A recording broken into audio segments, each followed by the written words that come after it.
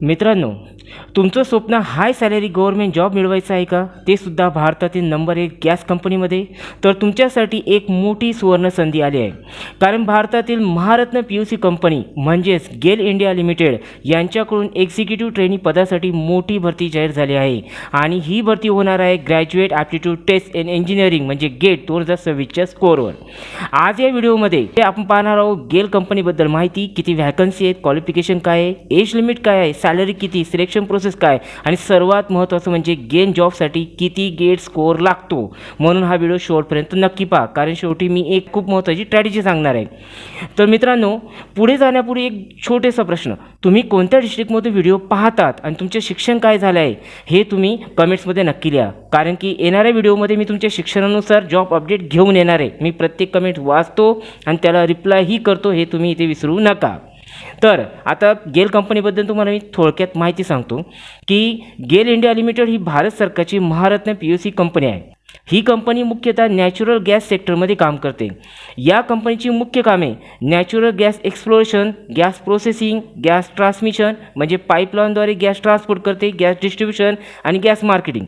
भारतामध्ये ही number 1 gas company म्हणून ओळखली जाते आणि याचे देशभर पाईपलाईन नेटवर्क, LNG टर्मिनल आहेत. म्हणून गेलमध्ये जॉब मिळणं म्हणजेच हाय सॅलरी गव्हर्नमेंट पी-एस-सी जॉब आणि लाँग टर्म स्टेबल करिअर म्हणजे रॉयल जॉब तुम्हाला इथे मिळणार आहे, हे तुम्ही इथे विसरू नका. आता पदाबद्दल आपण जाणून घेऊ. या भरतीमध्ये जे पद आहे ते एक्झिक्युटिव्ह ट्रेनी E2 ग्रेड आहे आणि ही रिक्रुटमेंट होणार आहे graduate aptitude test engineering GATE 2026च्या स्कोअरवर.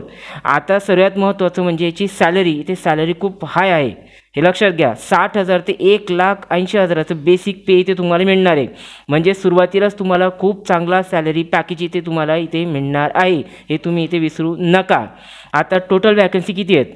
तर या भरतीमध्ये टोटल वॅकन्सी 70 आहेत. जागा कमी आहेत म्हणून दुर्लक्ष करू नका. पोस्ट अशी आहे की याला पगार रॉयल आहे, म्हणून पूर्ण व्हिडिओ पहा. आता तुम्हाला मी सांगतो की इथे पदाप्रमाणे तुम्हाला पोस्ट सांगतो वॅकन्सी किती आहेत. तर इथे केमिकलच्या 17 वॅकन्सी आहेत, इन्स्ट्रुमेंटेशनच्या 21 आहेत, इलेक्ट्रिकच्या 16 आहेत आणि मॅकॅनिकलच्या 16 आहेत. आता याच्यामध्ये तुम्हाला कॅटेगरीज वाईज सांगतो. जसं की आता सर्व म्हणजे केमिकल, इन्स्ट्रुमेंटेशन, इलेक्ट्रिक आणि मॅकॅनिक यांना सर्व मिळून जे अनरिझर्व असतात त्यांना 32 वॅकन्सी आहेत. OBCला 18 आहेत, SCला 12 आहेत, EWSला 5 आहेत, STला 3 आहेत. म्हणजे गव्हर्नमेंट रिझर्वेशन पॉलिसी इथे सुद्धा लागू आहे. तुम्हाला इथे सूट मिळते वयामध्ये. आणि जे PWD रिझर्वेशनवाले असतात, अपंगवाले, त्यांच्यासाठी 9 पोस्ट इथे ठेवण्यात आलेल्या आहेत रिझर्व. आता सर्वात महत्त्वाचं एज्युकेशन क्वालिफिकेशन काय? ज्यांना केमिकल ब्रँचसाठी म्हणजे केमिकलसाठी अप्लाय करायचं आहे, जे केमिकल पोस्टसाठी अप्लाय करायचं आहे त्यांच्यासाठी जे शिक्षण लागते, एक तर त्यांचं केमिकल इंजिनिअरिंग व्हायला हवं, एक तर पेट्रोकेमिकल किंवा केमिकल टेक्नॉलॉजीमध्ये किंवा पॉलिमर सायन्समध्ये त्यांचं शिक्षण डिग्री झालेली असायला हवी. आता इन्स्ट्रुमेंटेशन, ज्यांना इन्स्ट्रुमेंटेशनच्या पोस्टवरती अप्लाय करायचे आहे त्यांचं एक तर इन्स्ट्रुमेंटेशनमध्ये इंजिनिअरिंग व्हायला हवं किंवा इन्स्ट्रुमेंटेशन आणि कंट्रोल, इलेक्ट्रॉनिक आणि इन्स्ट्रुमेंटेशन किंवा इलेक्ट्रिक आणि इन्स्ट्रुमेंटेशन किंवा इलेक्ट्रॉनिकमध्ये डिग्री झालेली असायला हवी. आता इलेक्ट्रिक ब्रँचमध्ये ज्यांना अप्लाय करायचं आहे त्यांचं एक तर इलेक्ट्रिक इंजिनिअरिंग झालेलं असायला हवं किंवा इलेक्ट्रिक अँड इलेक्ट्रॉनिक किंवा इलेक्ट्रिक अँड पॉवरमध्ये झालेलं असायला हवं डिग्री, ते म्हणजे इंजिनिअरिंग किंवा त्याच्या समकक्ष. आणि मॅकॅनिकवाल्यांसाठी इथे मॅकॅनिकवाल्यांसाठी जागा आहेत, हे लक्षात ठेवा. तुमचे मित्र जर मॅकॅनिकल इंजिनियर झाले असतील तर त्यांना हे नोटिफिकेशन, हा व्हिडिओ नक्की शेअर करा. तुमचा एक शेअर कोणासरी जीवन घडवू शकतो, जीवनाला दिशा देऊ शकतो, विसरू नका.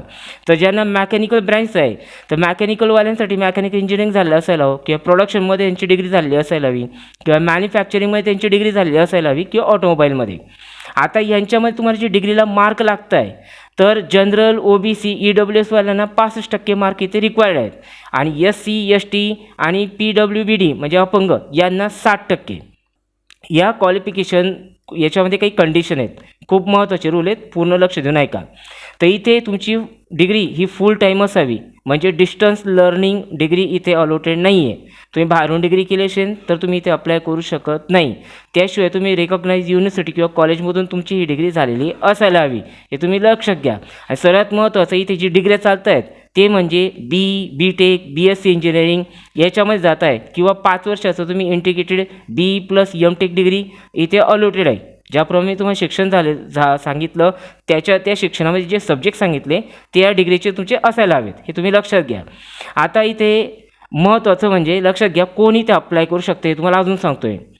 जे 2025ला पासआउट झालेले आहेत ते इथे अप्लाय करू शकतात, पण जे 2026ला फायनल इयरला आहेत, लक्षात ठेवा की जे 2026च्या फायनल इयर इंजिनिअरिंगला आहेत ते सुद्धा इथे अप्लाय करू शकतात. मात्र जे 2024ला पास झाले आहेत किंवा त्यापूर्वी पासिंग झालेले आहेत ते इथे अप्लाय करू शकत नाही.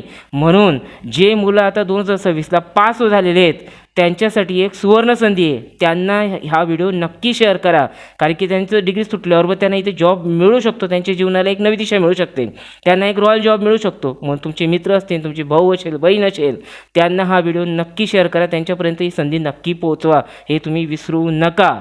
आता इथे एज किती लागतं हे तुम्ही लक्षात ठेवा. इथे 26 वर्ष बरं का, मॅक्झिमम एज इथे 26 वर्ष आहे.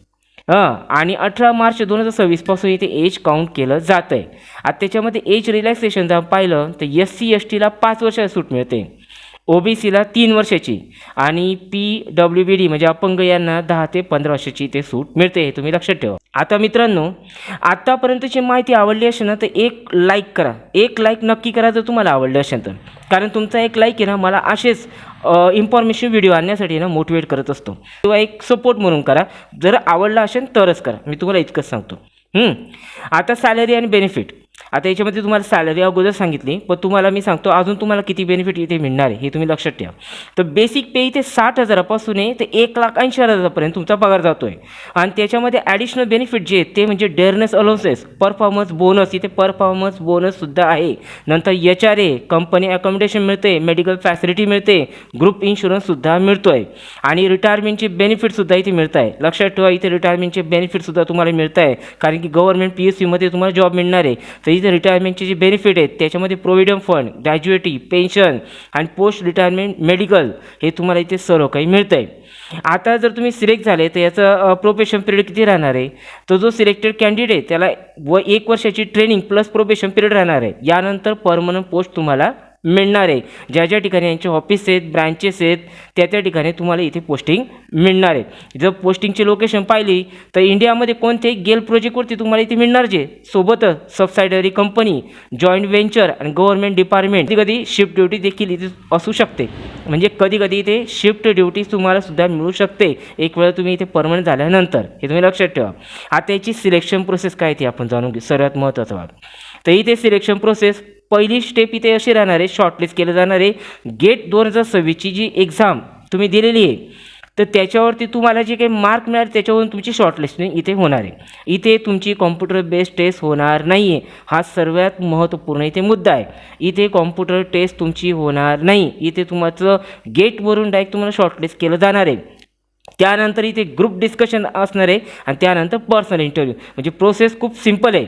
ज्याला गेटला मार्क आहेत, आता गेटला किती मार्क लागत आहेत हे मी तुम्हाला नंतर सांगणारच आहे, कंटिन्यू राहा, ठीक आहे. तर इथे पहिली स्टेप येते म्हणजे गेट एक्झामिनेशनचे मार्क, त्यानंतर गेट स्कोरवरून शॉर्टलिस्ट, त्यानंतर ग्रुप डिस्कशन आणि पर्सनल इंटरव्ह्यू, आणि त्यानंतर फायनल सिलेक्शन. इथे 2 गोष्टी महत्त्वाच्या, एक म्हणजे गेट स्कोर आणि दुसरं म्हणजे इंटरव्ह्यू परफॉर्मन्स. मी इथे परत पॉईंट रिपीट करतो, ते म्हणजे गेट स्कोर आणि इंटरव्ह्यू परफॉर्मन्स, हे तुम्ही इथे लक्षात ठेवा.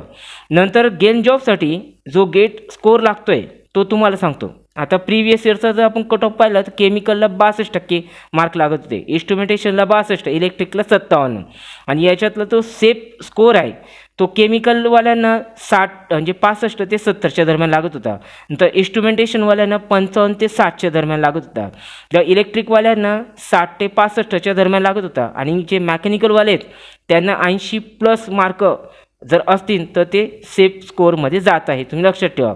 आता यांची जर रँकिंगमध्ये पाहिलं आपण आता याच्यामध्ये सेफ रँकिंग जर आपण पाहिली, ज्यांना गेटमध्ये केमिकल गेटमध्ये ज्यांना टॉप 500च्यामध्ये त्यांची रँकिंग आली आहे ते सेफमध्ये आहेत. इन्स्ट्रुमेंटेशनवाल्यांचं जर पाहिलं आपण, जे टॉप 800मध्ये आहेत ऑल इंडिया रँकमध्ये ते इथे सेफमध्ये आहेत. नंतर इलेक्ट्रिकमध्ये जर टॉप 700मध्ये असतील, इलेक्ट्रिकमध्ये जर टॉप 700मध्ये असतील तर ते सेफ आहेत, आणि मेकॅनिकलवाले टॉप 300मध्ये असतील तर ते सेफ असतात. आता याची जी ॲप्लिकेशन प्रोसेस आहे ती आपण जाणून घेऊ. इथे तुम्हाला 2 वेळा ॲप्लिकेशन, म्हणजे 2 नाही एकाच वेळेला करायचं आहे. एक ॲप्लिकेशन तुम्हाला तुमचं हॉल तिकीट म्हणजे रजिस्ट्रेशन नंबर जनरेट करण्यासाठी गेटवरती जाऊन तुम्हाला करायचं आहे, आणि दुसरं ॲप्लिकेशन तुम्हाला आपल्या गेनच्या वेबसाईटवरती ॲप्लिकेशन तुम्हाला करावं लागणार आहे. आणि सर्वात महत्त्वाचं म्हणजे इथे गेट रजिस्ट्रेशन नंबर हा मॅन्डेटरी आहे, म्हणजे तुम्हाला इथे लागणारच आहे. म्हणून गेट रजिस्ट्रेशन नंबर हा तुमच्या हॉल तिकीटवरती असतो. नसेल तर परत एक वेळा गेटवरती लॉग इन करा गेटच्या साईटवरती आणि तिथून तो नंबर घ्या. आता याची महत्त्वपूर्ण आपण इम्पॉर्टंट डेट पाहून घेऊ. तर 20 फेब्रुवारी 2026पासून याची ॲप्लिकेशन डेट सुरू झाली आहे आणि 18 मार्च 2026 ही याची शेवटची तारीख आहे. वेळ खूप कमी आहे, त्यामुळे लगेच अप्लाय करा. लक्षात ठेवा, वेळ वाया जाऊ देऊ नका.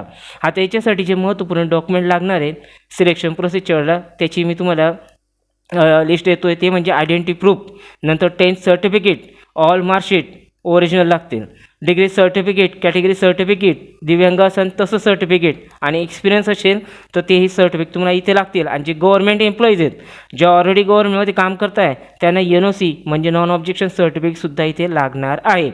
आता मित्रांनो, आता तुम्ही मला कमेंट्स करून नक्की सांगा की तुम्ही कोणत्या डिस्ट्रिक्टमधून हा व्हिडिओ पाहतात आणि आत्तापर्यंतची माहिती आवडली असेल ना तर व्हिडिओला परत एक वेळा मी तुम्हाला सांगतो आहे लाईक करा. तुमचा एक लाईक हा यूट्यूबला सिग्नल देतो की हा व्हिडिओ जास्तीत जास्त गरज असलेल्या विद्यार्थ्यांपर्यंत पोहोचवायचा आहे. त्यामुळे एक लाईक नक्की करा आणि तुमचं शिक्षण काय झालं आहे हे सुद्धा कमेंट्समध्ये नक्की लिहा, कारण मी तुमच्यासाठी तुमच्या शिक्षणानुसार जॉब अपडेट घेऊन येत असतो. आणि जर तुम्हाला अशाच government job update, PSC job, bank job, private job update दररोज पाहिजे असतील तर आपल्या महाराष्ट्र स्टुडंट मित्र या चॅनलला सबस्क्राईब करा, व्हिडिओला लाईक करा आणि व्हिडिओ शेअर नक्की करा, कारण तुमचा एक शेअर कोणाचं तरी आयुष्य घडवू शकतो. तो शेअर कोणाच्या तरी जीवनाला नवी दिशा देऊ शकतो, हे तुम्ही लक्षात ठेवा. तोपर्यंत धन्यवाद. आपण भेटूया पुढच्या व्हिडिओमध्ये. तोपर्यंत जय हिंद, जय महाराष्ट्र.